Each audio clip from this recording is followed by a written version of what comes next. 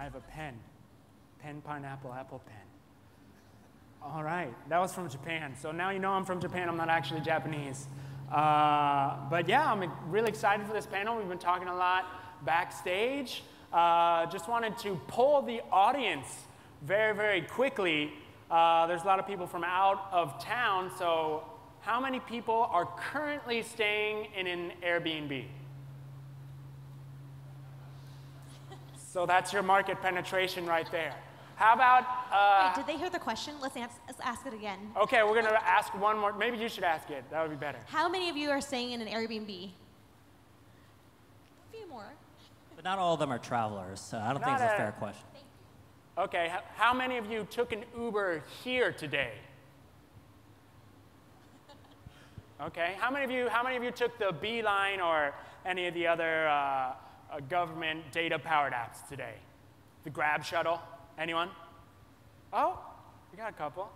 OK, great. So first, we're just going to start off, talk a little bit about growth. So Feng, just hang out for a little bit. If you want to give your user experience, feel free. But so there have been a lot of sharing economy companies who have come to Southeast Asia. But a lot of them, they haven't been able to scale. Or they've kind of disappeared already. So what are some techniques, or how have you guys localized your services to be so successful in Southeast Asia? So let's start with Chan. First of all, thanks for having me. It's not every day that I get to wear a blazer and a shirt, so it's a great opportunity for me to be nice socks. And socks and closed-toe shoes. Overall, Southeast Asia has been a great story for us. It represents a large chunk of our Asia business.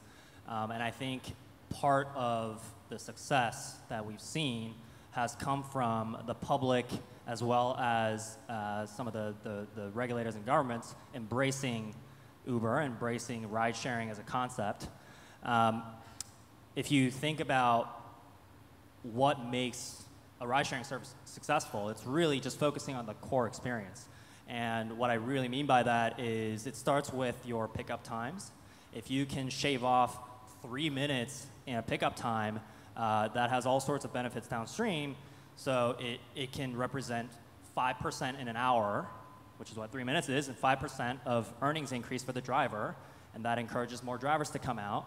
And that makes the rider experience better. And you can shave off even more price and fares. And so it just gets into this cycle of if you focus on the pickup times, it has all this sort of cyclical effect on the entire platform. And so we really focus on that core experience. Have you done anything in particular in a local region, like Grab? They noticed a problem that the drivers, they didn't really have smartphones. So then they started subsidizing their smartphones. Have you done any particular local regional strategies? Well, I think there's certain things that matter a lot more than maybe some of the other regions. So for example, if you request an Uber from Suntec, there's literally 18 different places where you can get picked up.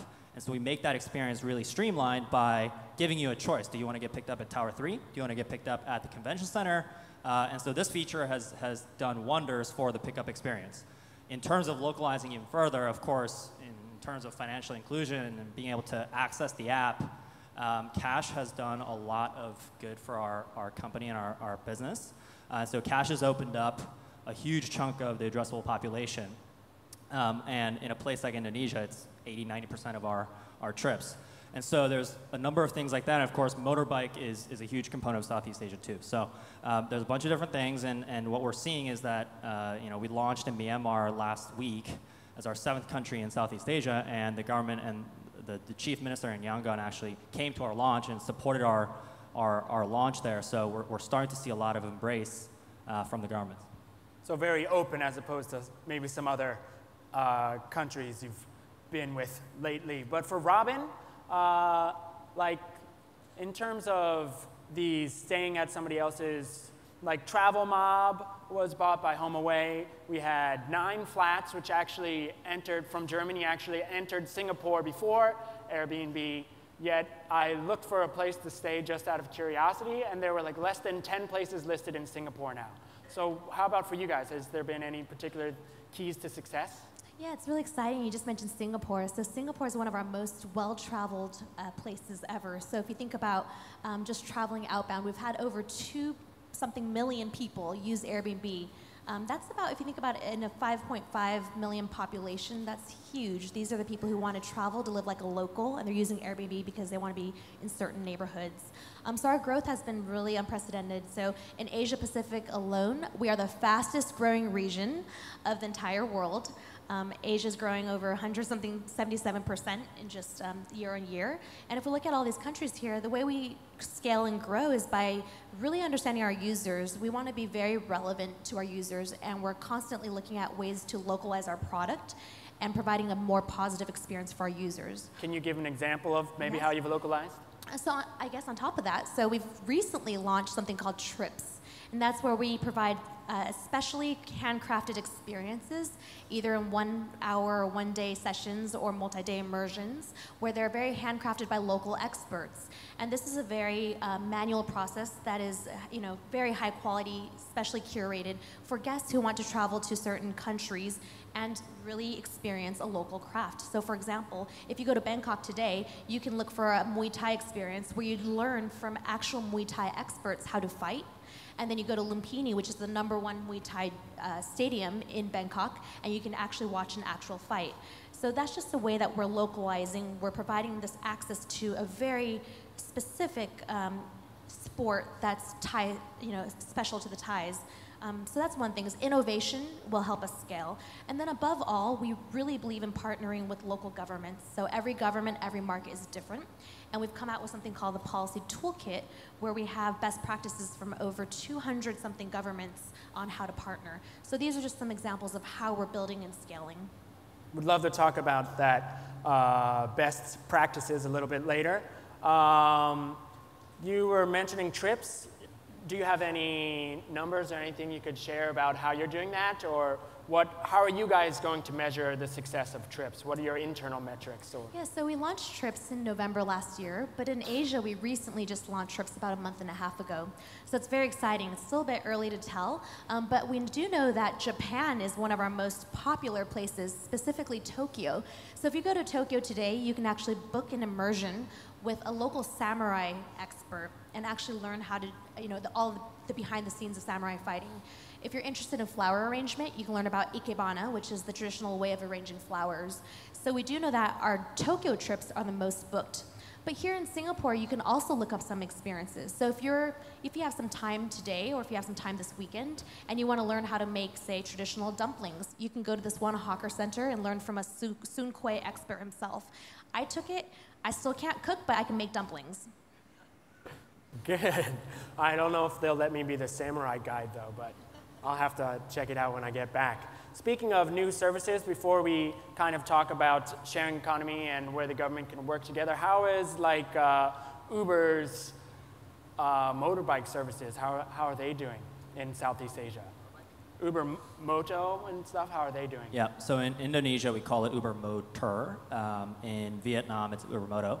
But the motorbike experience, if you just think about Uber as a way to get around the city, and our mission of providing transportation options for everyone, everywhere, motorbike has to be part of the equation. So that's really the genesis of us launching the service. And motorbike has, at this point, overtaken car trips, and so it's a bigger part of our business in Indonesia than cars, and I think that trend will continue. I mean, at the end of the day, if you can provide something that is an option that is cheaper, and it's faster, and it's more reliable, in a congested city, the value proposition is very clear, and so it's been going really well. But in terms of other new services, of course, we launched Uber Eats, our food delivery, in the region, and we're going to start to see more launches coming, including six cities in India, and so I think we're going to have a lot more to talk about there in the future. So obviously your relationship with the local governments is an important factor for success. We don't have time to get into specifics today, but just what are your thoughts on countries and their overall openness to the sharing economy? Maybe we could do a physical way to do it. Chan didn't want to do this, but we're going to try. So if you think, I'm going to name a country. If you think they're open, 2 palms. If you think they're closed, then fists. And look, it's not binary, Chan. You could do 1 and 1 if you wanted, or some other comments. But so let's start with the Philippines. Open, closed. What do you guys think? All of us. All of us. Let's all do it. Ready? 1 hand, 2 hands. Open. How about for Indonesia?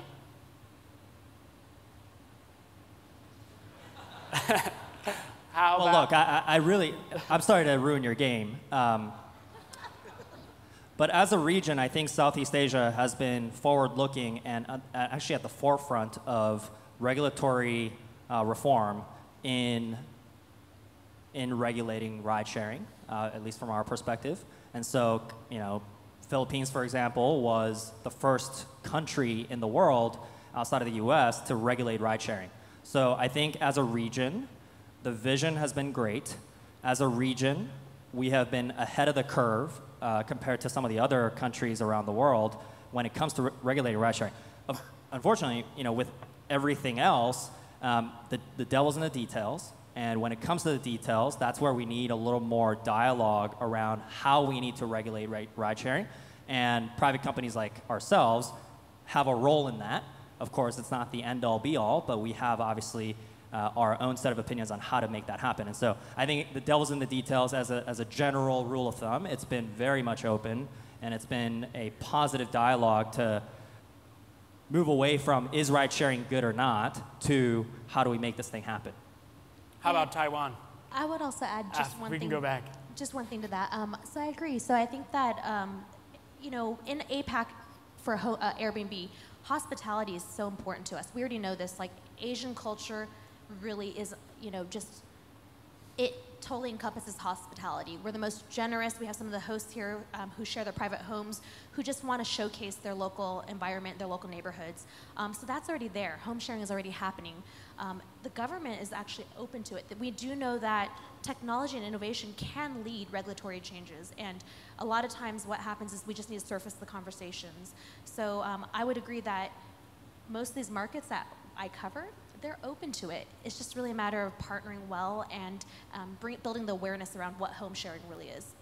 So although there have been some recent hurdles in Singapore, it does seem like the sharing economy services can really even help Singapore with 7 new initiatives for the economy. And so I'd like to open the floor.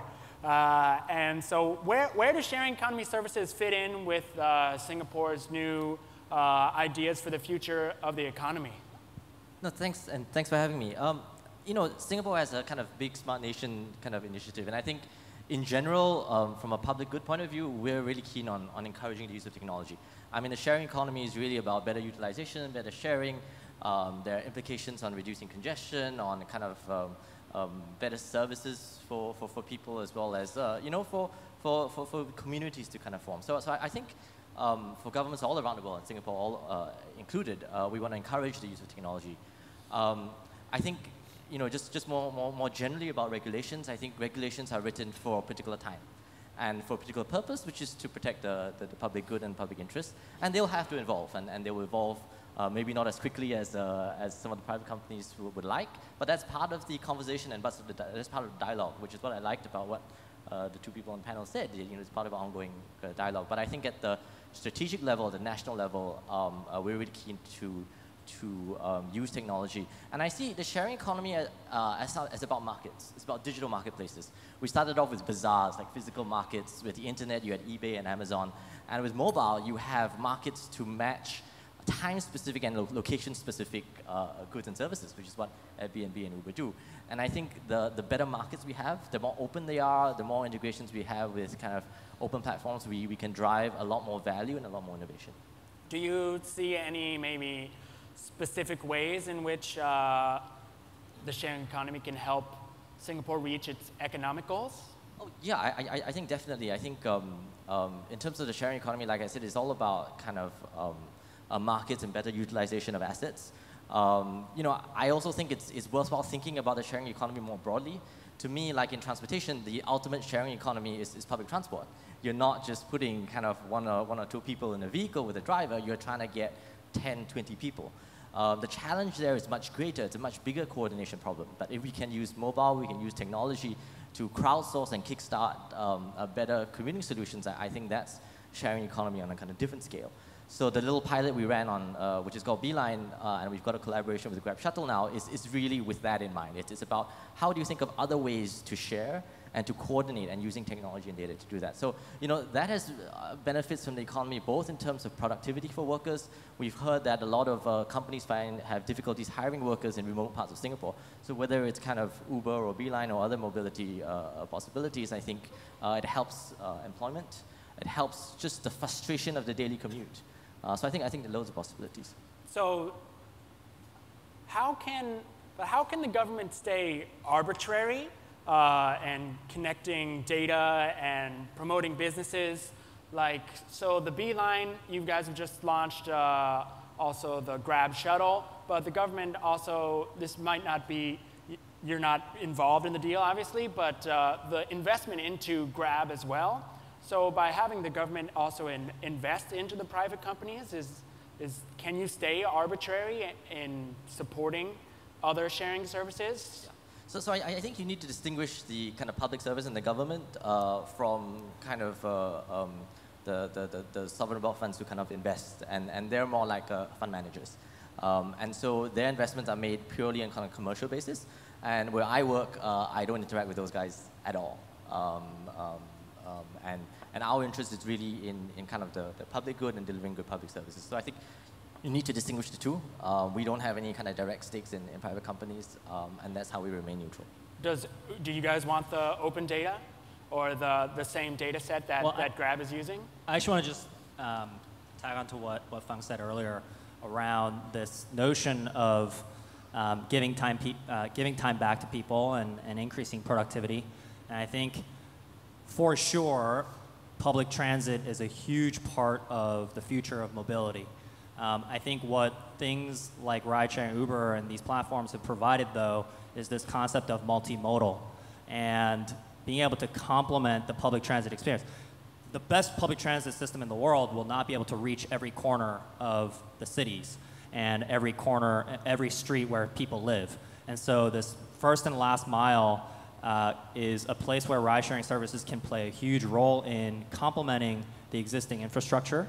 And again, like if you can sort of provide that multimodal experience in a way that is pleasant and convenient for people and makes economic sense, that's when you can start to take cars off of the road and say to people, hey, you don't need to own a car anymore. And I think you're actually starting to see that in some parts of Singapore where it's already uneconomical to own a car, but it's becoming even more convenient to use multiple modes to get around. And so I think this is where partnering public and private makes a lot of sense, and we're starting to see a lot of that. And if you can take someone from going from behind the wheel to behind in the back seat of a car, you can actually get time back. Maybe you can answer some emails and work, or just take a rest. You don't need to have this stress of driving and traffic as a part of your life. I saw that Singapore car ownership is at an 8-year low. So there are definitely some specific economic effects that are going on. How about from your perspective, Robin? Yeah, in terms of economic effects. So you mentioned the 7 pillars earlier, so a couple of them struck out to me. So with Airbnb, we know that with our homeowners, energy consumption is reduced.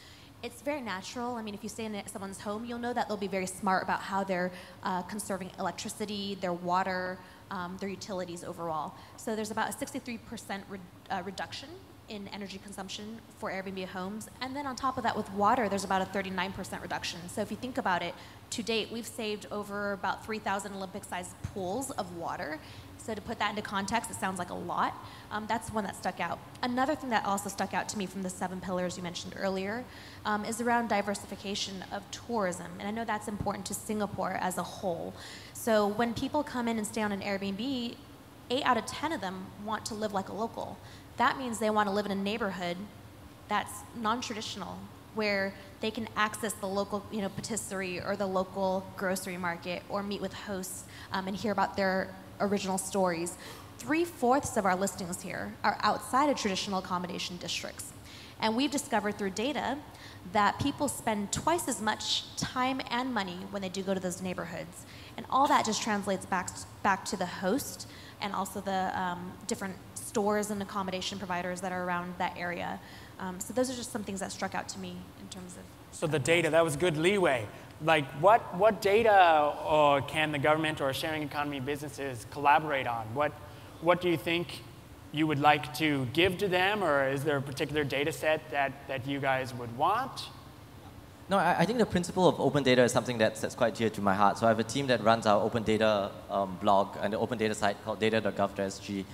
We run a series of blogs on kind of data narratives and data stories. So I think it's absolutely essential to share data. We're trying to put out more APIs out there for people to build kind of apps or do research. And I think the response has been tremendous. We did a little piece of work on the Circle Line recently where some data scientists helped to investigate the cause of a rogue train. And what we did was we wrote all the analysis, all the code and the visualizations, and we put it on our blog. And we got a huge response. And I think people appreciated the fact that we kind of stepped through the analysis and were pretty transparent about it. So I think the open data side of things is vastly important for Smart Nation. I think the other thing to mention is with Beeline, for example, it's an open API platform. So if you go to api.beeline.sg, you see all the open APIs. So any developer or anybody who wants to integrate with those APIs is welcome to do that. So we're not, we've got collaborations with a number of companies besides Grab. And the idea, I think, where government can play is providing that kind of a layer which allows that exchange. So in mobility, it's this concept of mobility as a service, which is being talked about in Europe and in many other countries where integrated transport, kind of public transport, Uber, Grab, last mile, even bike sharing, enabling somebody to be able to do all these transactions in one click. Is there some data set that you would like to see from the private companies, like Airbnb occupancy rates to judge how tourism is doing in the country, or in a similar way where people are riding Ubers so you can figure out infrastructure types of things? This is your wish list. What is your wish list? We can talk. The thing is, I take a very different perspective to that. When we do data science, we start with a problem statement. Like what is the pain point? Where is there a problem that we need to help, where there's a kind of public interest and public good? And then we define the problem, approach the problem, and then see what's available data to solve that problem. So we don't really kind of sit around and think, well, what's the wish list? We sit around and think about hard problems that we want to solve in the public good. You go from there. Yeah. From Airbnb perspective, I think what we'd love to do is be able to share that data with others. So I know that there's some great economic impact studies that we do on a daily basis that we'd love to share with a group like yours, because we do think that the benefits are an important thing to understand and to measure against when evaluating the whole thing. Yeah, my one experience has been with the Singapore government, at least. Having data is not an issue for them, for you guys. And so it's been pretty impressive the wealth of data that you have at your disposal and how open you are about it. With that said, I think there are many opportunities where just because we have millions of trips happening out on the roads, where some of this stuff could be useful. And so we have this tool called Uber Movement, which we launched recently, where the aim of it is to provide data for city planners and governments to be able to better utilize them and help them plan out their cities and infrastructure better. And so I think there's probably a number of different ideas that we could have, but I think when it comes to Singapore, it's been an anomaly in that they already have a lot of data that they need, but I think there's different and interesting conversations that we could have on that front. Would you guys want to use the Beeline data set? The Beeline is a set of open APIs, and anybody can collaborate on that. There's no special Beeline data set. Obviously, you're not implementing them right now in Uber. Yeah, I mean, I think there's different business cases for different launches and different products, and we've, to date, have not decided to participate in that, but it's not something that we can't look at in the future. Have you ever thought of, like, oh, I wish we had access to this data? This is your chance to... I mean, look, the Singapore government's relatively open about all these data sets, and there's some of them that we do use and some of them we don't, and to date, that hasn't been an issue. What are some that you do use? Can you mention any that you do use? Well, a lot of the TASC usage data is very important for us, and a lot of the ERP type stuff is also useful, and so there's a number of different cases. If Uber wants to use our open APIs, you just need to get an API key, and we're happy to provide the data. So. It's never been an issue of us wishing, like, oh, the Singapore government has this, and we really wish we had it. They're pretty open in general, and that's been appreciated. Anything from Airbnb's side? On using Beeline? Or on using any, do you guys use any of the GovTech data sets?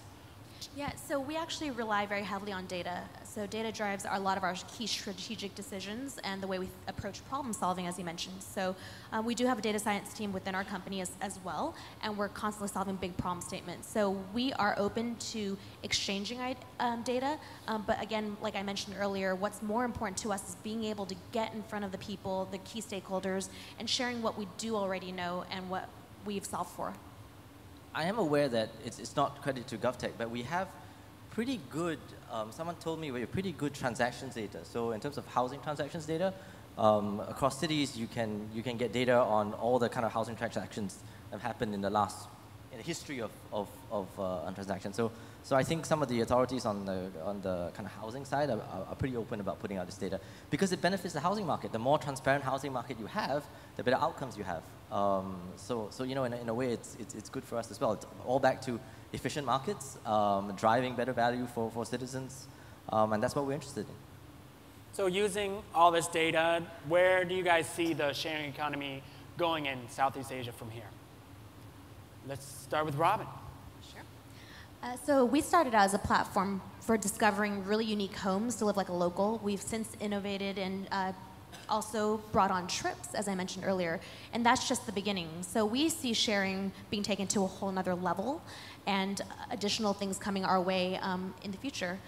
So in terms of home sharing, I know earlier we were talking about it, it's organically growing really fast. I mean, if we look at Thailand, earlier you were mentioning, I think 7 years ago, it was about 1,300 listings. Yeah. I mean, if you can imagine today, in Thailand, we have 36x that.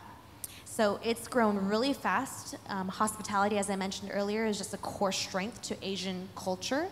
And we do see that being taken to the next level beyond homes and experiences. I think the core problem statement that ride-sharing tries to address is utilization of vehicles. Utilization of personal vehicles is something like 5–6% globally. And so 95% of the time, these things are sitting idle, and they're just like clunky metal assets that are just sitting in a parking lot. Well, I think ride-sharing has allowed that utilization to go up, and that was sort of the ride-sharing version 1.0. And then through things like Uber Pool, you get even more efficient to say, okay, every minute that this car is out on the road, let's try to put more people together that share a destination and have them carpool. I think everyone understands the benefits of carpooling. And then you take that a little bit further. Now what we're having in a place like Singapore is, well, the amount of hours that a car can be on the road to serve customers and riders is limited by how many hours a driver can drive physically. And that's probably no more than 7, 8, 9 hours a day, just because of the physical fatigue and et cetera. But now what we're doing is saying, okay, if you're not going to use the vehicle outside of those 8 hours, share it with somebody else. And so we've partnered with a local partner, Smooth, to allow for hourly rentals of vehicles. And so that if you only need a car to drive on Uber for 4 hours, then give it to somebody else, and you're actually seeing a lot more hours out of each asset, each vehicle. And so I think that's sort of the stage of super simple ride sharing to carpooling to even on the driver side, encouraging more sharing. So you're just seeing an evolution of the concept of sharing to begin with. So Robin, Chan just kind of gave a little bit about how Uber is going to progress in the future, and your CEO Brian also predicts that revenue in a few years from now will probably not come from the home sharing services. So where do you guys see going in the future? We were actually just talking about that backstage a bit. So end-to-end travel is something that's very key to us, and that's why we launched something called Trips. So we believe that if you bring together the places you stay, the things that you're going to do, and the recommendations from other people and the people that you meet, we believe that you can have a magical experience. So if you think about it, homes and experiences are only just the beginning. We are constantly looking to add additional features to improve the experience for our guests and our hosts. We're also constantly looking for localization opportunities to make it more relevant to each user here. So we actually see that end-to-end travel is going to be the key thing, where you can seamlessly have everything in one place. You have an experience where you're left extremely changed and transformed from it, and that when you come back, you're able to look back on it and think, oh, it was incredibly memorable, and everything is still in one itinerary, one place. That's a great image to end with. So that's all we have time for today. So thank you very much. Let's give a large round of applause to our panelists. Thank you very much. Just like